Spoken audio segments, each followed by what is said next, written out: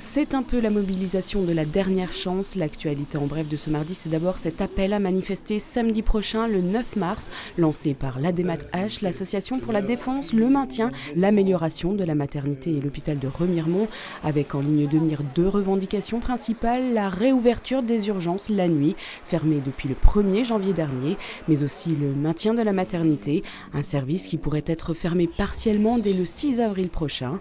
En 2023, on comptait 555 naissances à Remiremont contre 724 en 2022. Un chiffre en baisse comme partout en France pour 1,7 équivalent temps plein en pédiatrie, alors qu'il faudrait 4 professionnels pour que le service fonctionne correctement.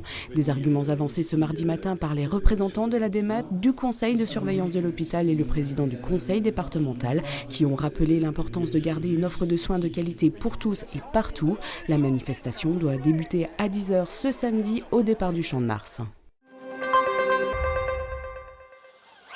Comment trouver un repreneur? Enjeu majeur sur le plan économique pur, mais aussi d'un point de vue sociétal. À l'heure où les départs en retraite des baby-boomers s'accélèrent, la Chambre de commerce et d'industrie des Vosges s'est adossée à une spécialiste, Noémie Chapuis-Malandrin, forte de son parcours de juriste d'affaires internationales, pour proposer une conférence sur ce thème en fin de semaine dernière.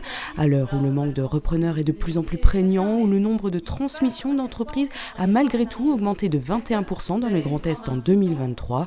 Deux derniers chiffres, environ 150 dossiers de reprise sont accompagnés dans les Vosges chaque année pour un prix moyen de cession qui oscille entre 300 000 et 1 500 000 euros.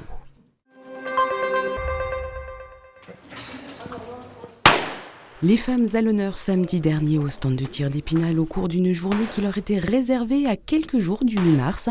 Dans une discipline plutôt perçue comme masculine, en France, 10% des licenciés des clubs de tir sont des femmes. Pas de fatalité pourtant visiblement puisqu'elles étaient déjà une vingtaine en début d'après-midi à être venues s'essayer gracieusement au tir à air comprimé.